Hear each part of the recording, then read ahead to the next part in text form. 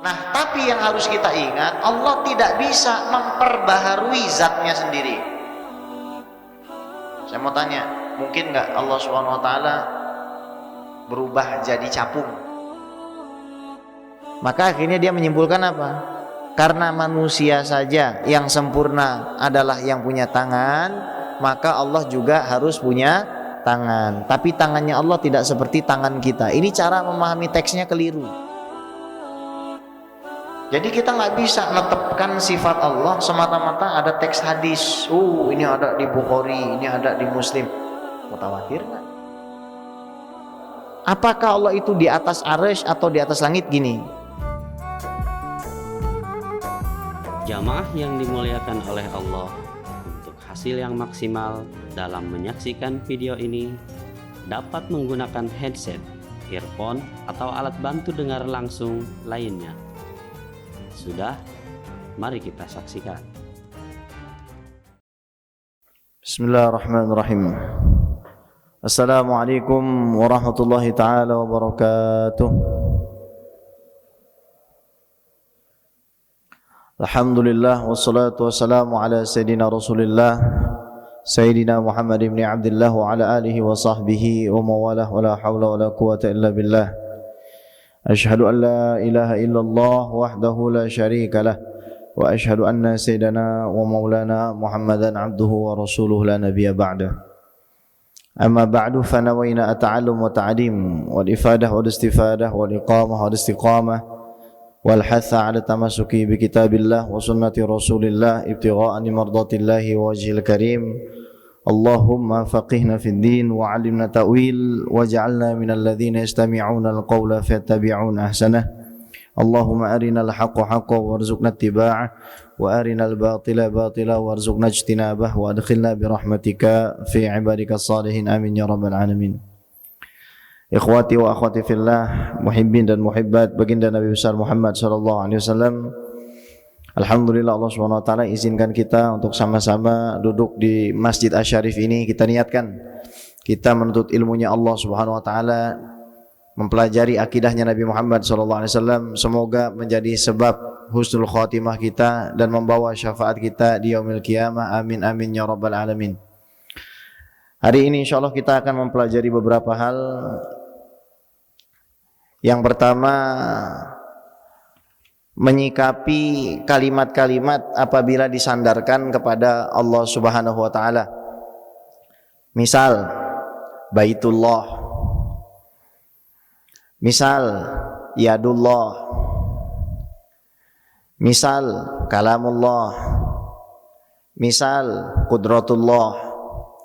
Bagaimana cara kita memahami idhofat-idhofat atau kata benda yang kemudian disandingkan dengan Allah Subhanahu wa taala. Kemudian kita juga akan mempelajari tentang kaidah-kaidah di dalam memahami akidah Ahlussunnah wal Jamaah dengan benar. Karena kalau kita tidak memahami kaidah-kaidah ini, bisa jadi kita tergelincir mengikuti pemahaman yang salah. Fa aqulu wabillahi taufik bisanadil muttasil ilal muallif Asy-Syaikh Wabil Abdullah Asy-Syadzili hafizahullahu ta'ala wa nafa'ana bihi wa bi'ulumihi fid dharain amin. Qala aqsamul mudhafati ila Allah ta'ala. Pembagian idhofah-idhofah atau kata benda yang disandingkan dengan lafzul jalalah Allah Subhanahu wa ta'ala. Hiya ala salasati aqsam. Jadi kalau kita melihat model-model yang sudah Al-Fakir sebutkan tadi, secara garis besar dibagi menjadi 3. Al-qismul awal idhafatu sifatin ila mausuf. Menyandingkan sifat dengan zat yang disifati. Menyandingkan sifat dengan zat yang disifati. Yang harus kita ketahui bahwasanya setiap zat pasti punya sifat. Tapi sifat itu bukan zat. Saya ulangi, setiap zat pasti punya sifat. Tapi sifat itu bukan zat. Contoh, batu.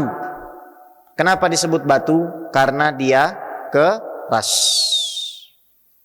Contoh, bantal. Kenapa disebut bantal? Karena dia empuk. Atau kenapa disebut kapuk? Karena teksturnya itu mudah untuk ditekan. Kenapa disebut lantai? Ya karena dia keras. Tembok juga seperti itu. Kalau sifat tersebut diambil, maka benda tersebut sudah tidak sebagaimana fungsi semestinya. Contoh, kalau batu itu dirubah menjadi lembek, sudah bukan batu lagi. Atau agar-agar itu dirubah menjadi keras, ditaruh di freezer misalkan, itu sudah bukan agar-agar tapi frozen agar-agar. Frozen agar-agar itu bukan agar-agar. Yang mau saya sampaikan di sini adalah setiap zat pasti ada sifatnya, dan sifat itu macam-macam jenisnya. Sementara kalau kita membicarakan tentang Allah, sifat itu dibagi lagi. Ada yang namanya sifatul zat, ada yang namanya sifatul fi'li. Sifatul zat artinya sifat yang tidak mungkin terpisah dari zatnya Allah. Sifatul fi'li artinya sifat yang diidhofahkan kepada Allah tapi mungkin saja terpisah. Itu nanti saya jelaskan lewat papan tulis biar mudah ya. Yang pertama, idhofatu sifatin ilal mausuf mislu ilmullah au qudratullah ta'ala. Contohnya adalah ilmunya Allah dan kudrahnya Allah subhanahu wa ta'ala. Fal ilmu wal kudrah sifatun min sifatillah, fallahu ta'ala qadimun bilabtida. Kudrah itu adalah salah satu sifat dari sifatnya Allah. Maka Allah subhanahu wa ta'ala itu kita faham Allah tidak punya permulaan. Allah tidak diawali dengan awal. Allah subhanahu wa ta'ala ada tanpa segala sesuatu. Wa huwa muttasifun bisifatin mulazimah lidzatihi. Kalau sudah begitu, maka Allah subhanahu wa ta'ala pasti punya sifat-sifat yang juga nggak punya awal, yang juga tidak punya akhir. Tidak ada namanya takdim dan takhir. Sifatuhu laisat hadithah. Kalau sifat Allah ini memang eksis dari sebelum ada waktu dan ruang, maka sifatnya juga eksisnya sebelum ada waktu dan ruang. Bal huwa qadimun wa sifatuhu qadimatun mulazimah lidzatihi al-aliyah. Contoh ya. Kita bicara soal qudratullah. Pertama, idhofatu sifat ila mausuf. Allah ilahul jalalah. Di sini ada qudrah.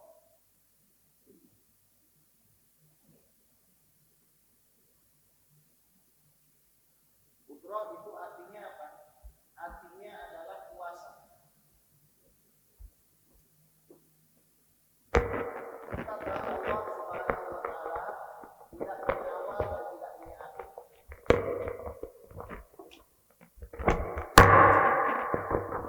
Dari awal Allah subhanahu wa ta'ala sudah punya qudrah. Nggak boleh kita mengatakan qudrahnya Allah ini nggak ada. Kemudian Allah ciptakan qudrah pada zatnya baru ada. Nggak boleh bilang begitu. Tapi kalau kita bicara tentang qudrah atau tentang ilmullah misal, ilmunya Allah, maka keduanya adalah qadim. Sudah.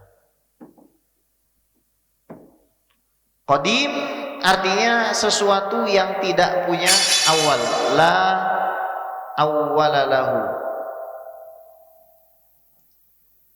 La awwala lahu. Enggak punya awal. Ketika Allah subhanahu wa ta'ala belum menciptakan antum, Allah sudah tahu antum. Paham ya? Bukan Allah ciptakan antum dulu, baru Allah subhanahu wa ta'ala tahu antum. Saya ulangin. Sebelum Allah bikin kita, Allah sudah tahu kita. Kenapa? Karena Allah subhanahu wa ta'ala dari sebelum kita ada, sudah ada. Sebelum Allah ciptakan segala sesuatunya, Allah sudah berkuasa. Allah sudah mampu. Jadi Allah itu khaliq bukan karena ada kita. Allah itu dikatakan Khaliq bahkan meskipun kita nggak ada. Kenapa bisa begitu? Karena kembalinya kepada sifat kudrah. Contoh, saya duduk. Ketika saya duduk, saya disifati sebagai zat yang mampu berjalan nggak? Iya, karena saya sehat. Ya, Anda bisa mengatakan saya ya berjalan meskipun saya lagi duduk. Kenapa? Karena kemampuan itu ada. Menulis, meskipun saya tidur, saya bisa menulis. Kenapa? Saya disifati sebagai menulis karena kemampuan itu ada. Di sini kita harus paham sifat-sifat yang 20 itu, wujud, qidam, baqa, mukhalafatuhu lil hawadisi, qiyamuhu binafsi, wadaniyah, qudrah, iradah, ilmun, hayat, sama, basar, kalam, qadirat, muridan, aliman, hayan, sami'an, basiran, mutakaliman, itu semua sifatun qadimatun. Ini kalau kita bicara yang pertama. Kemudian ada yang kedua, al-qismu tsani idhafatu fi'lin ila fa'il. Kalau yang tadi itu kita mengidhafahkan, menyandarkan sifat kepada yang disifati, dan sifat yang disifatinya ini qadim dan qadimah, tidak ada permulaan. Sekarang kita membahas tentang idhafatu fi'lin ila fa'il, menisbatkan perbuatan fi'lun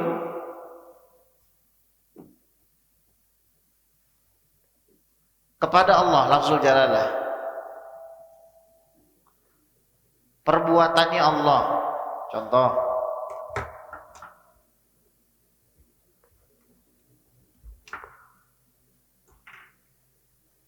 khalqullah. Contoh, Allah subhanahu wa ta'ala khalaqas samawati wal ardi.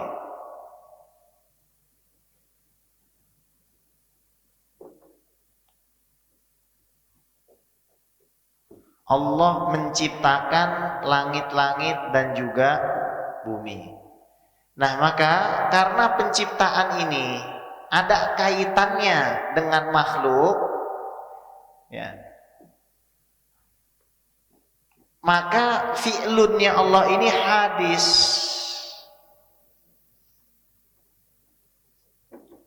Hadis itu artinya sesuatu yang punya awal. Fakullu ma jaza alaihi al-adamu alaihi qat'an yastahilul qidamu. Segala sesuatu yang pernah nggak ada kemudian jadi ada, itu namanya hadis.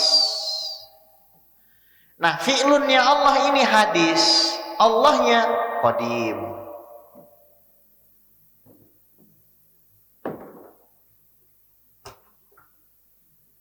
Fi'lunnya hadis, Allahnya qadim. Kalau tadi kita bicara sifat, sifatnya qadimah, Allahnya qadim. Artinya Allah tidak punya awal dan akhir, sifatnya juga begitu. Tapi kalau perbuatan punya awal dan ada akhir. Contoh, Allah menciptakan Nabi Muhammad SAW. Tadinya nggak ada Nabi. Jadi Allah Subhanahu Wa Taala ketika menciptakan Nabi itu fi'lunnya hadis. Nah, tapi yang harus kita ingat, Allah tidak bisa memperbaharui zatnya sendiri. Saya mau tanya, mungkin nggak Allah Subhanahu Wa Taala berubah jadi capung? Allah kan punya sifat kudrah. Mungkin nggak Allah merubah dirinya jadi capung? Kalau yang jawab mungkin, berarti dia terjebak dengan paradoks pemikiran. Allah tidak mungkin merubah zatnya karena Allah tidak mungkin berubah. Allah itu adalah zat yang sudah sangat sempurna, paling sempurna. Gak ada lagi yang lebih sempurna dari Allah. Kalau antum mengatakan Allah mampu merubah dirinya untuk menjadi capung, itu sama saja antum mengatakan Allah Subhanahu Wa Taala mampu untuk beranak. Allah Subhanahu Wa Taala mampu untuk menciptakan pasangan. Allah Subhanahu Wa Taala mampu untuk merubah dirinya menjadi kodok. Nggak ada bedanya sama Tuhan orang Kristen, nggak ada bedanya sama Tuhan orang Buddha, nggak ada bedanya sama Tuhan orang Hindu kalau begitu. fi'lunnya Allah ini hanya bisa terjadi untuk makhluk. Kalau kepada zat Allah sudah tidak mungkin, mustahil itu. Jadi kayak kita gini, kita bisa merubah diri kita. Ada orang misal di tubuhnya ditato, itu merubah zatnya.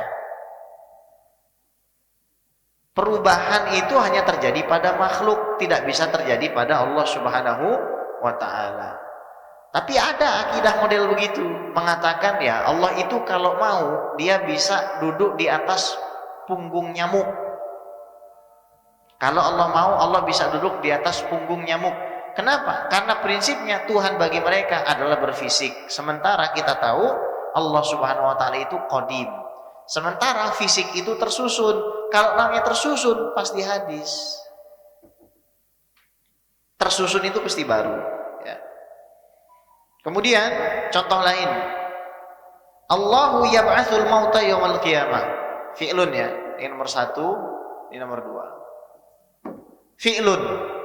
Fi'lun itu artinya perbuatannya Allah. Allah mengutus Nabi Muhammad SAW atau membangkitkan manusia di hari kiamat. Allah membangkitkan manusia itu nanti terjadinya di hari kiamat. Dalil Qur'annya mana?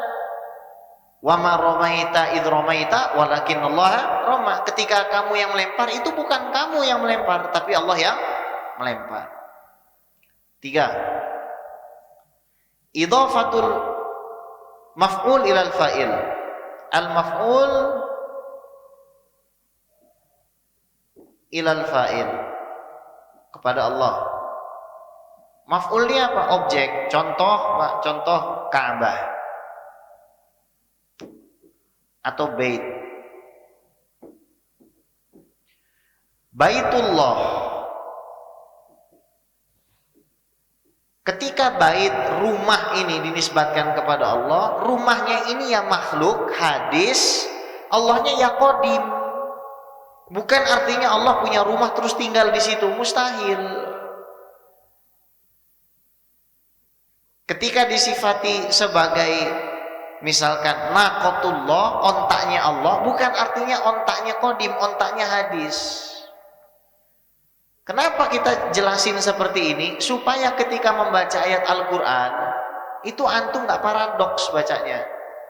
Oh, Allah punya unta naqatullah, berarti ontaknya itu juga qadim. Gak gitu. Oh, Allah SWT punya rumah Baitullah, berarti Allah SWT tinggal di situ. Gak gitu.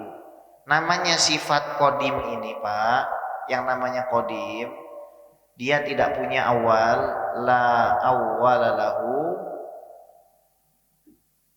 wala akhir lahu. Sesuatu yang qadim tidak mungkin disifati dengan sesuatu yang hadis. Apa itu sesuatu yang hadis? Ma lahu awal walahu akhir. Apa yang punya awal atau punya akhir? Apa yang punya awal ataupun punya akhir? Itu namanya hadis. Allah nggak mungkin disifati dengan sifat seperti itu. Ini namanya usul akidah Ahlus Sunnah wal Jamaah. Kalau kita bermuamalah dengan teks di dalam Al-Quran yang berkaitan dengan idhofah kepada Allah Subhanahu wa ta'ala.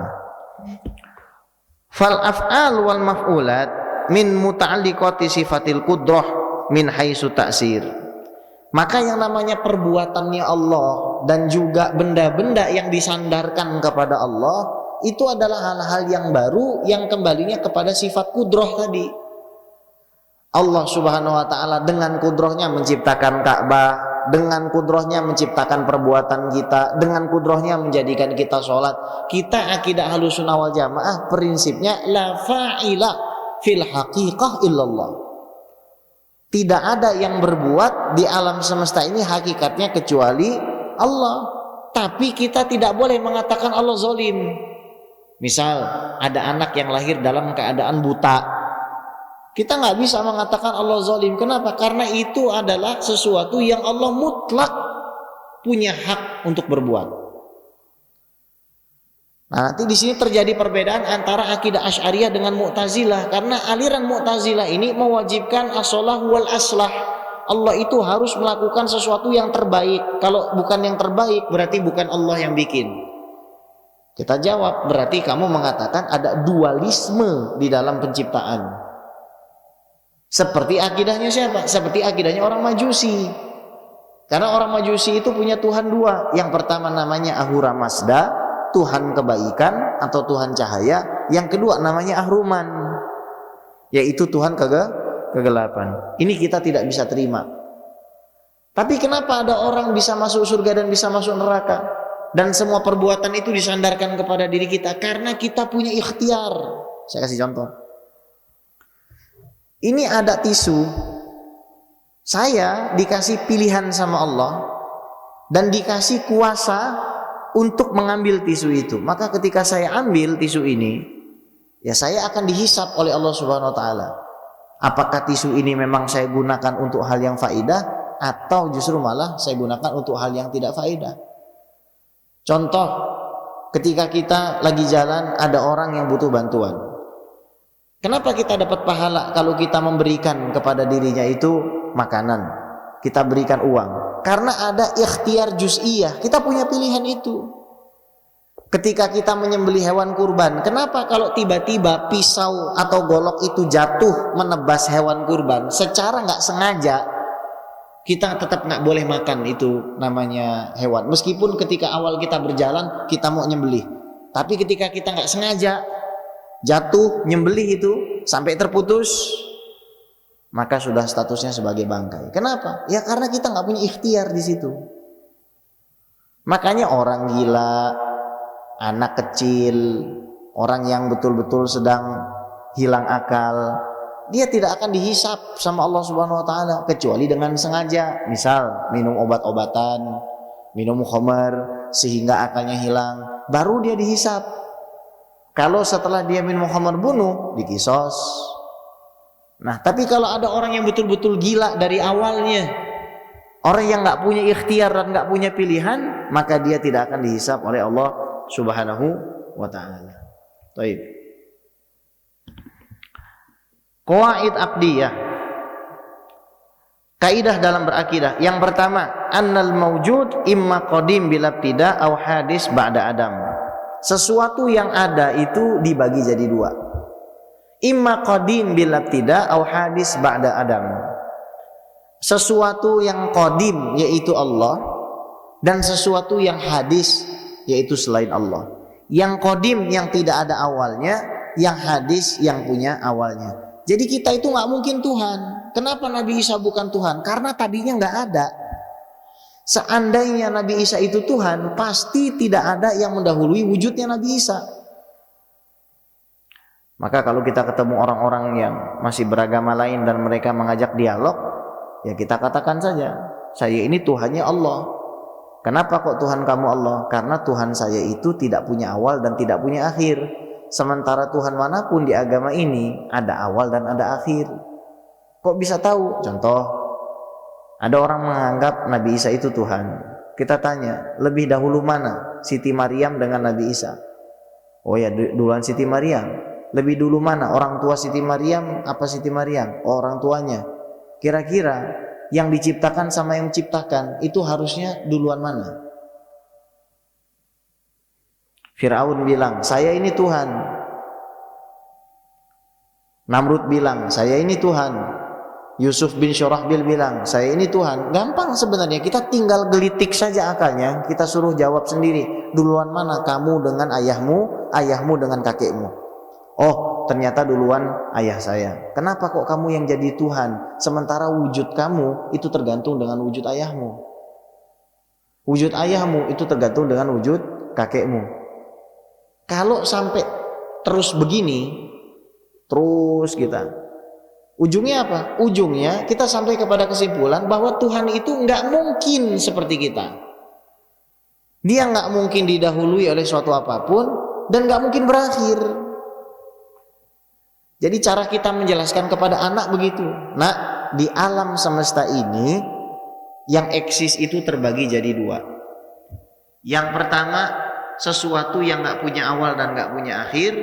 Yang kedua, sesuatu yang punya awal dan punya akhir.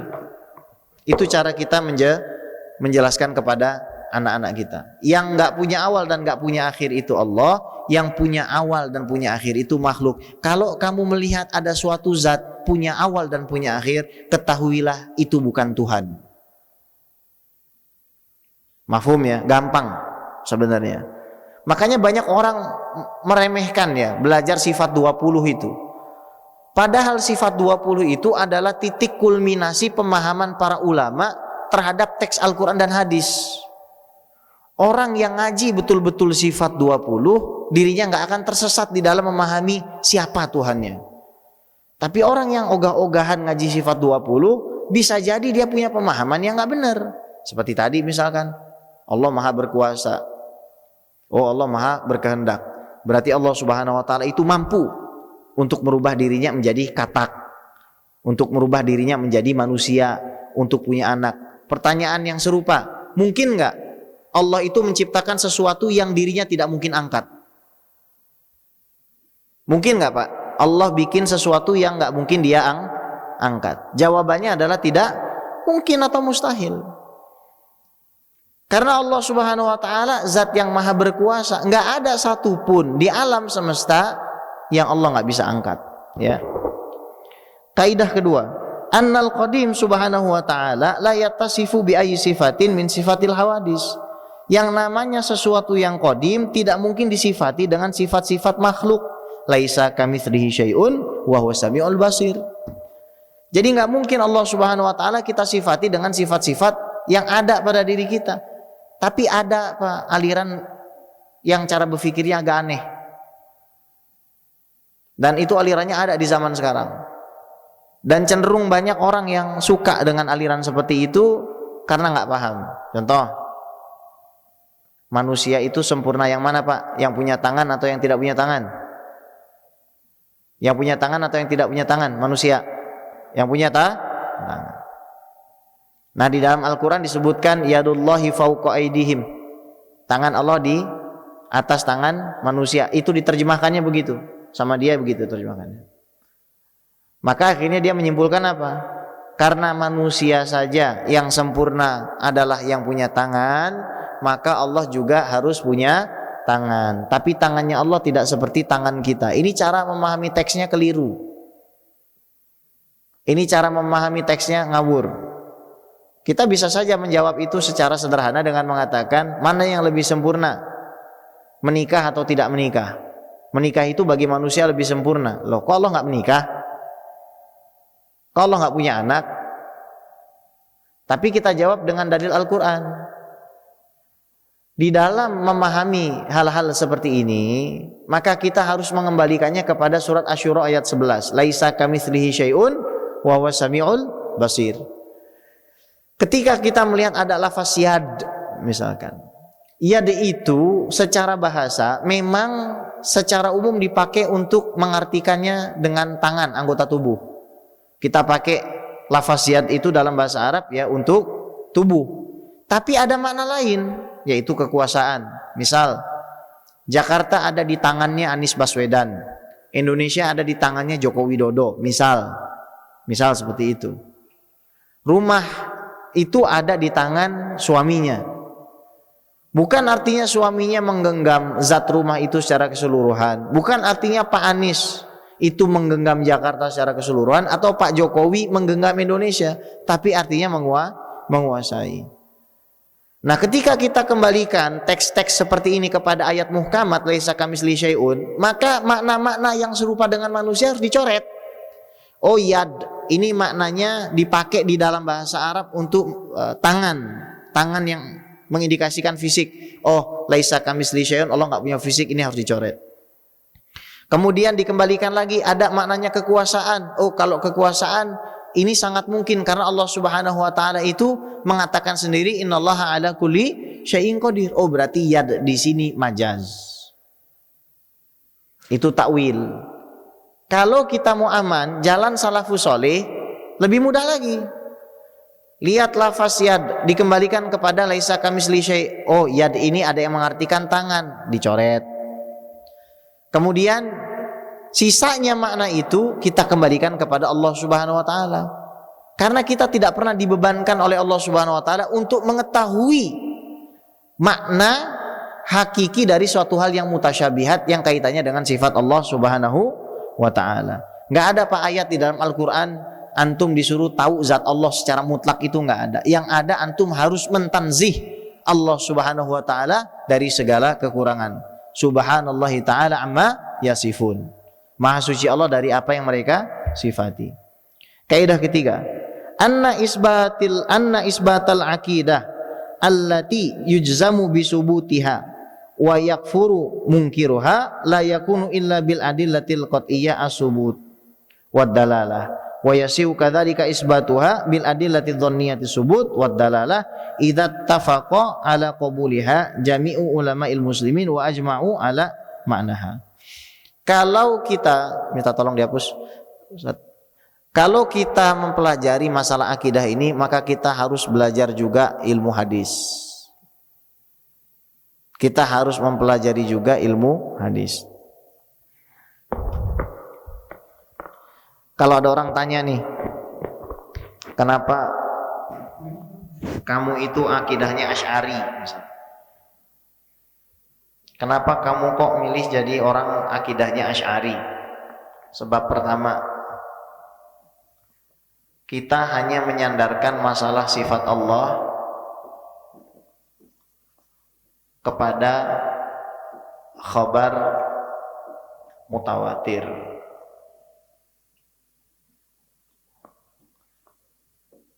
Ini kita belajar ilmu hadis. Kalau kita belajar ilmu hadis, maka hadis itu para ulama biasa membaginya menjadi dua pembagian besar. Yang pertama, kita membicarakan tentang hadis yang dibagi melihat kepada jumlah perawi, jumlah yang meriwayatkan hadis. Ada hadis yang namanya mutawatir, ada hadis ahad.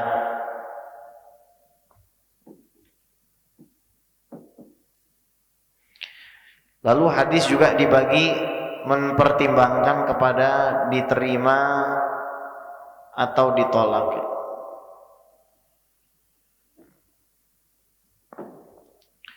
Hadis mutawatir ini adalah hadis yang diriwayatkan setiap levelnya 10 atau lebih. Misal sahabat, ada satu riwayat diriwayatkan oleh 10 orang sahabat atau lebih, mutawatir. Terus di kalangan tabi'in 10 atau lebih, mutawatir. Di kalangan tabi'in 10 atau lebih, mutawatir. Kalau misalkan di kalangan sahabat ada 100, terus di kalangan tabi'in 1, itu sudah nggak mutawatir. Jadi hadis mutawatir itu apa? Hadis yang diriwayatkan oleh banyak periwayat 10 sampai lebih dari 10 dalam setiap tingkatan, baik tingkatan sahabat, tabi'in atau tabi'in. Contohnya apa? Hadis mutawatir dibagi dua, ada mutawatir lafzi, ada mutawatir maknawi. Yang dimaksud mutawatir lafzi, yang lafaznya ada. Contohnya, man kazaba alayya muta'ammidan falyatabawa maq'adahu minan nar. Barang siapa berdusta mengatasnamakan diriku dengan sengaja, maka siap-siap masuk neraka. Ini di kalangan para sahabat ada 62 yang meriwayatkan, masuk kriteria. Dari kalangan tabi'in ada lebih dari 10 orang yang meriwayatkan, masuk kriteria. Dari kalangan tabi'in masuk kriteria. Nah, maka hadis ini mutawatir. Hadis seperti ini sama statusnya dengan Al-Quran, karena Al-Quran juga mutawatir. Yang maknawi, memang nggak ada lafaznya, tapi melihat kepada aktivitas para sahabat. Contohnya mengangkat tangan pada saat berdoa. Dari sahabat ada 100. Kemudian dari tabi'in ada lebih dari 10. Dari tabi'in ada lebih dari 10. Oh, masuk mutawatir. Kenapa saya akidahnya Asy'ari? Karena kalau soal sifat Allah, saya hanya pakai hadis mutawatir. Jadi kita nggak bisa menetapkan sifat Allah semata-mata ada teks hadis. Ini ada di Bukhari, ini ada di Muslim. Mutawatir nggak? Susah kan? Nah, ini ilmu agama begitu. Kalau misalkan kita tidak mau menyelam dalam, ya kita tidak akan dapat mutiaranya. Nah, hadis ahad itu dibagi menjadi 3. Ada hadis yang namanya hadis masyhur. Ada namanya hadis aziz. Ada namanya hadis gharib. Hadis masyhur ini diriwayatkan kurang dari 10. Minimal 3. Jadi 3 sampai 10 itu namanya hadis masyhur. Kalau 2 itu namanya hadis aziz. Kalau 1 itu namanya hadis gharib. Apakah hadis ahad ini dipakai dalam masalah akidah? Betul, hadis ahad dipakai dalam masalah akidah dengan catatan ada kesepakatan umat Islam. Contoh, dalam masalah Isra dan Mi'raj. Saya mau tanya, kalau ada orang mengingkari Isra, Nabi tidak pernah Isra, apa hukumnya? Kafir. Kenapa? Karena dalilnya mutawatir, Al-Quran. Subhanalladzi asra bi'abdihi lailam. Maha suci Allah yang telah mengisrokan, berarti mutawatir, karena Quran itu mutawatir. Yang mengingkari Isra kafir. Mungkirul Isra kafir.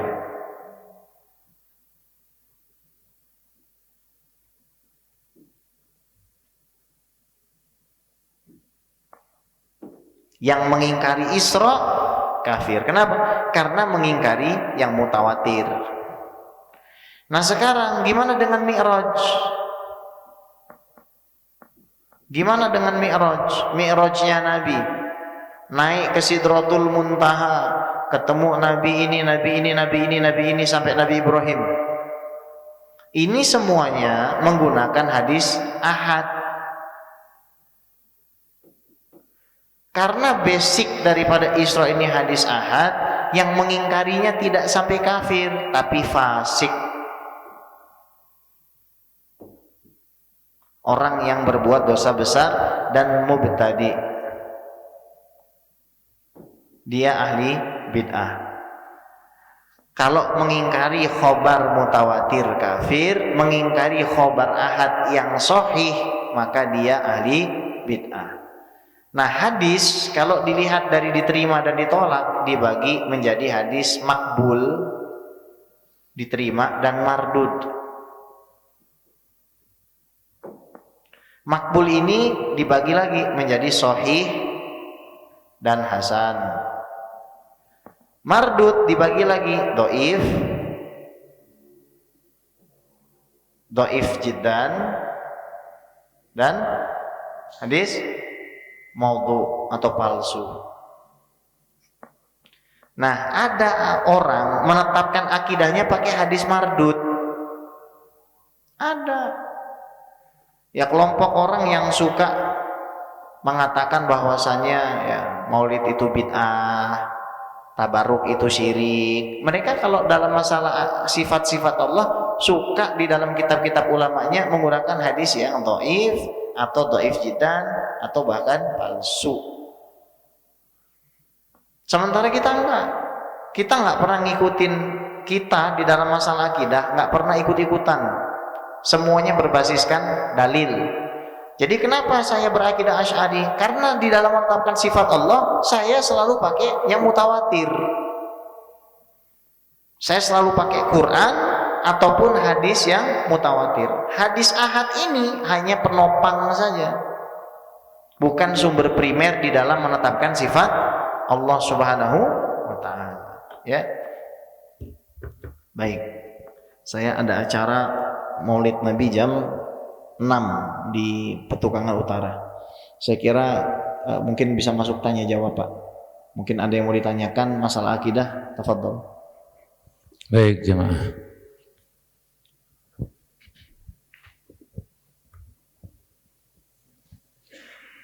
Bismillahirrahmanirrahim. Assalamualaikum warahmatullahi wabarakatuh. Waalaikumsalam.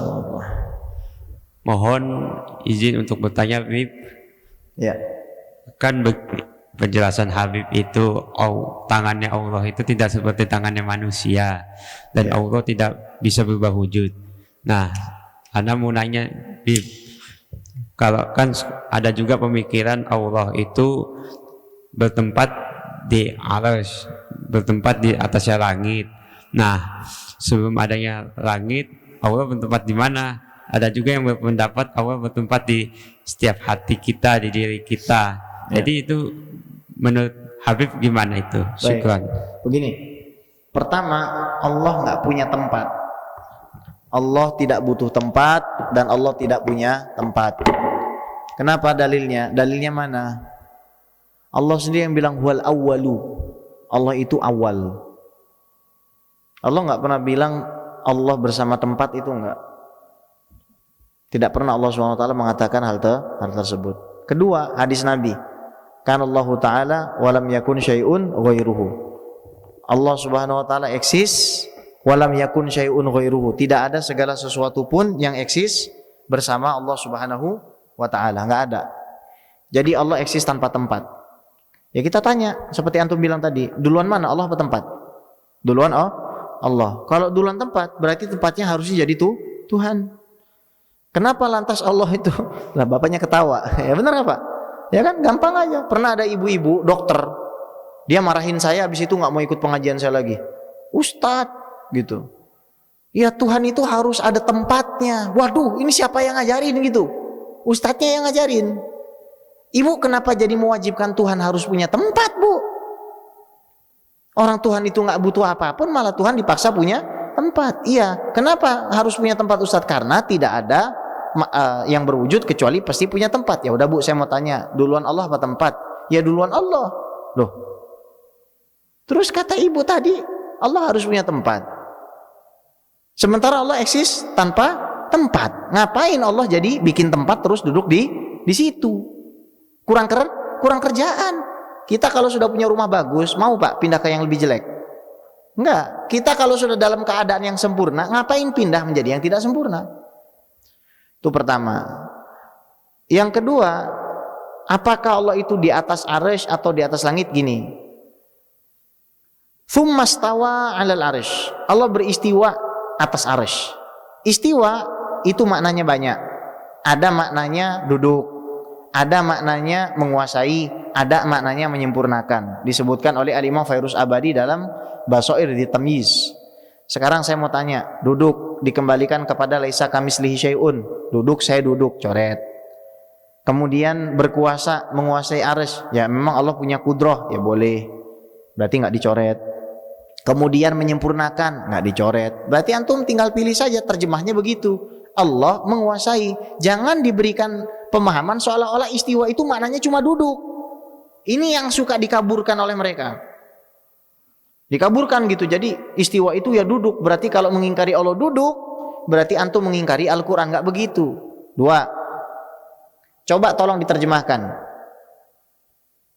Huwallahu alladzi fis samawati wa fil ard. Dialah Allah yang ada di langit-langit dan di bumi. Fi itu bukan di atas, tapi di dalam. Kenapa antum takwil jadi di atas? Itu namanya dalam bahasa Arab mentakwil huruf. Hurufnya ditakwil karena fi itu di dalam. Saya mau tanya, fil bait di dalam rumah atau di atas rumah? Alal bait baru atas rumah. Ini fis sama berarti di dalam lah. Loh, yang betul yang mana? Di atas arsy atau di dalam langit? Atau di dalam bumi? Tanya lagi, wa huwa ma'akum aina ma kuntum. Allah bersamamu di mana saja kamu berada. Oh, nanti mereka mentakwil, mengatakan, oh yang bersama itu ilmunya. Loh, kok kamu mentakwil? Saya enggak mentakwil, saya mentafsir. Itu sama aja. Ngomong jeruk sama orange, itu sama. Apa bedanya jeruk sama orange? Enggak ada bedanya. Nah, di situ kita harus paham bahwasanya kita punya akidah itu akidah yang lurus, akidah Ahlussunnah wal Jamaah ini. Nah, orang-orang itu biasa mengaburkan dengan mengatakan bahwa salafus soleh akidahnya seperti ini. Nggak benar. Karena mereka suka menambah-nambahi. Misal Allah fis sama bidzatihi. Kita tidak mengingkari Allah fis sama. Iya, Allah fis sama. Tapi kita nggak mengatakan Allah itu di dalam langit atau di atas langit. Kita cuma mengatakan Allah fis sama, begitu saja. Sebagaimana Al-Quran sebutkan. Karena kita ngikuti Imam Sufyan bin Uyainah yang mengatakan fatafsiruhu tilawatuhu la yufassaru bil arabiyyah wala bil farisiyah. Ayat-ayat mutasyabihat ini yang kaitannya dengan sifat-sifat Allah tidak boleh diterjemah. Tidak boleh diterjemah ke bahasa Arab, tidak boleh diterjemah ke bahasa Persia, itu kata beliau. Riwayat Imam Al-Baihaqi dalam Al-Asma wa Sifat. Kenapa kok kita jadi malah menerjemah? Depak, menerjemahnya apa? Duduk yang pantas. Bahkan Syekh Ibnul Utsaimin itu mengatakan Allah itu bisa kena sakit, tapi sakit yang pantas bagi Allah.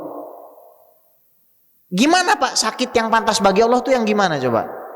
Tangan yang pantas bagi Allah. Kaki yang pantas bagi Allah. Ya, kita tinggal tanya aja. Ya sudahlah. Intinya kamu pengen punya Tuhan yang berfisik kan. Nah, orang kalau sudah ditanya begitu jawabannya cuma dua. Satu, yang jujur. Oh iya, saya bangga. Kalau memang harus mengatakan Tuhan saya punya fisik, ya saya bangga. Nge-gym gak Tuhan kamu itu? Kenapa Tuhan itu jadi harus diantropomorfiskan gitu? Dipersonifikasikan. Harus ada tempatnya lah, harus ada fisiknya lah. Ini salafus soleh saja nggak pernah bicara soal ini, apalagi Nabi Muhammad SAW. Maka antum akan saksikan dalam masalah akidah ini mereka jauh dari Nabi. Antum tinggal tanya aja, mana hadisnya yang bilang Allah berfisik, mana hadisnya yang bilang Allah itu bertempat. Allah fis sama, loh, fi itu kan di dalam. Apakah artinya antum mengartikan Allah di dalam tempat? Kemudian hadis itu kan hadis bermasalah, hadis mutorib. Lafaz yang lain mengatakan atasyhadina alla ilaha illallah. Apakah kamu bersyahadat tiada Tuhan selain Allah? Kemudian kalau kamu komparasikan dengan ayat-ayat yang lain, Allah tuh sebenarnya ada di mana? Fa aina ma tuwallu fa thamma wajhullah. Ketika kamu menghadap kemana saja di situ ada wajahnya Allah. Atau hadis Nabi, kalau kita sholat antara kita dengan Ka'bah ada kita dilarang meludah ke arah kiblat. Kenapa? Alasannya karena ada Allah katanya di situ. Apa maksudnya? Arah yang dimuliakan oleh Allah. Jadi di sini kita harus teliti. Jangan sampai kita hanya mengikuti terjemahan saja. Baik. Ada lagi Pak yang mau tanya? Ya, silakan.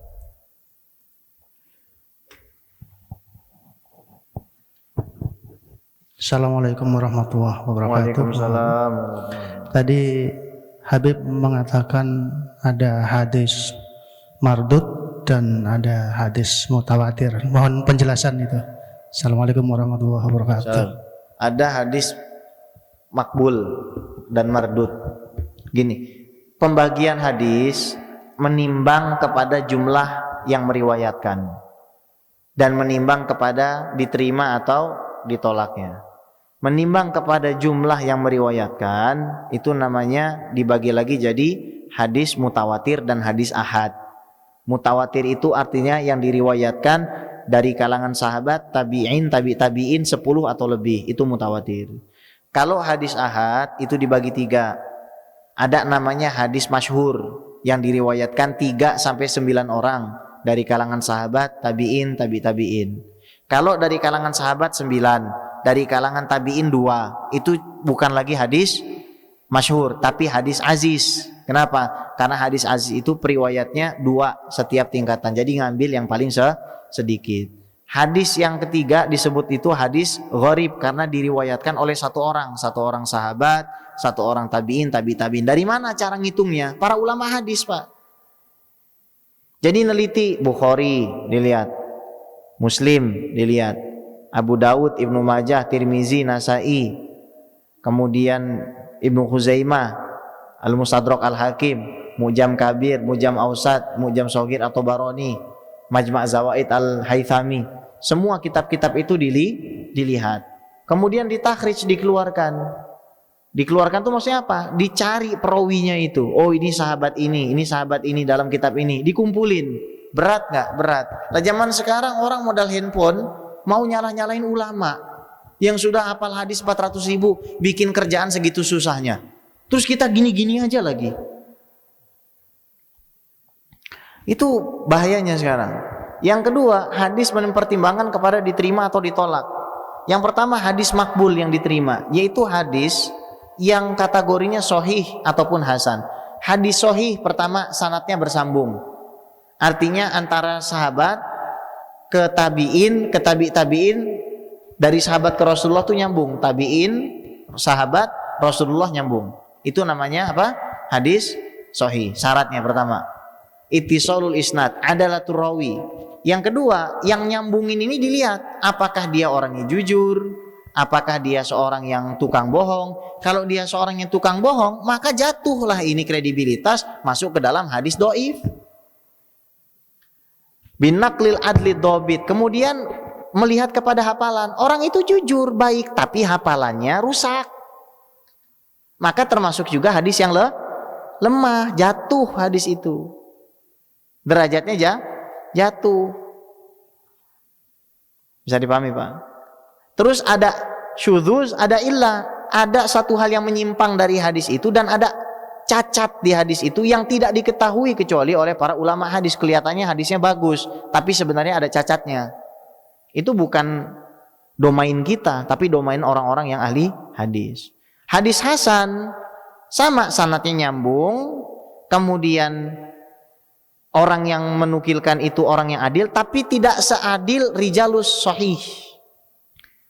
Nggak lebih alim, nggak lebih bertakwa daripada yang orang-orang sahih gitu. Misalkan bapak dengan teman bapak lebih bertakwa, maka bapak masuk ke dalam rijalus sahih dan temannya bapak itu masuk ke dalam rijalul hasan. Kalau nggak, salah satu saja ini dari syarat ini putus, maka masuknya ke dalam hadis dhaif. Tapi hadis dhaif bisa naik jadi hadis hasan kalau ada jalur lain. Gitu, Pak. Nah, ada hadis yang dhaif jiddan, itu nggak bisa dipakai. Apalagi hadis palsu itu nggak bisa dipakai. Tapi kenapa ada hadis dhaif jiddan diriwayatkan di dalam kitab-kitab hadis? Sebabnya supaya tidak ada yang namanya hilang periwayatan itu dari umat Islam, supaya kita juga semangat belajar ilmu hadis. Kalau kita hanya meriwayatkan hadis yang sahih saja atau yang hasan saja, maka tidak akan ketahuan mana yang ulama dengan ubaru. Kalau kita lihat banyak hadis terus kita bingung derajatnya, itu menunjukkan kalau kita itu belum sampai level ulama. Bahkan untuk mengatakan misalkan ini hadis sahih, ini hadis dhaif, kita saja masih ngikutin pendapat para ulama. Fulan ini pembohong. Dari mana kita tahu fulan itu pembohong? Orang dia lahirnya 1200 tahun sebelum kita. Siapa yang menghukumi dia itu pembohong? Ulama zaman dulu. Oh, berarti kita sudah taklid di dalam menghukumi hadis. Nah, zaman sekarang nggak mau taklid sama para ulama di dalam menghukumi hadis. Ulama zaman dulunya dirobek, malah taklidnya sama ulama zaman sekarang. Ulama ya Syekh Albani contohnya, disahihkan oleh Albani. Ulama hadis ya Syekh Albani itu memang orang yang ngerti hadis, tapi nggak bisa disamakan dengan Ibnu Hajar yang hafal 100.000 hadis. Nggak bisa disamakan dengan Suyuti Sakhawi yang juga hafal 100.000 hadis. Gak bisa disamakan dengan Nawawi, gak bisa disamakan dengan Imam At-Tahawi, gak bisa disamakan dengan Imam Syafi'i. Jadi antum lebih selamat ngikutin Imam Syafi'i ngikutin Imam Sakhawi, Suyuti, Ibnu Hajar daripada Syekh Albani. Kenapa? Lebih dulu dan hafalan hadisnya lebih banyak. Saya mau tanya, antum pengen ngikutin orang yang punya duit 100.000 atau 100 juta? Pakai duit nih sekarang. Pasti jawabnya 100 juta. Kalau dalam masalah hadis harusnya juga posisinya begitu. Kita ikutin saja orang-orang yang hafal hadisnya lebih banyak. Baik. Ada lagi Pak? Sudah ya? Baik, kita tutup dengan baca doa kafaratul majlis. Subhanakallahumma bihamdika asyhadu an la ilaha illa anta astaghfiruka wa atubu ilaik. Semoga kita semua selalu sehat walafiat. Tolong doakan, mata saya ini masih kabur karena sudah 4 minggu memang nggak bisa melihat yang sebelah kiri nih Pak. Ya, jadi sebenarnya kemarin ada jadwal pergi ke GIC ketiga kalinya untuk kontrol Jakarta Eye Center. Cuman saya capek karena seharian ada kegiatan dan hari ini juga nggak bisa, dan besok saya harus ke Pangkalan Bun di Kalimantan karena ada acara Maulid Nabi 3 hari di sana. Jadi mohon didoakan semoga kita semua sehat walafiat dan kita semua mendapatkan barokahnya Nabi Muhammad SAW. Subhanakallahumma bihamdika asyhadu an la ilaha illa anta astaghfiruka wa atubu ilaik. Assalamualaikum warahmatullahi taala wabarakatuh.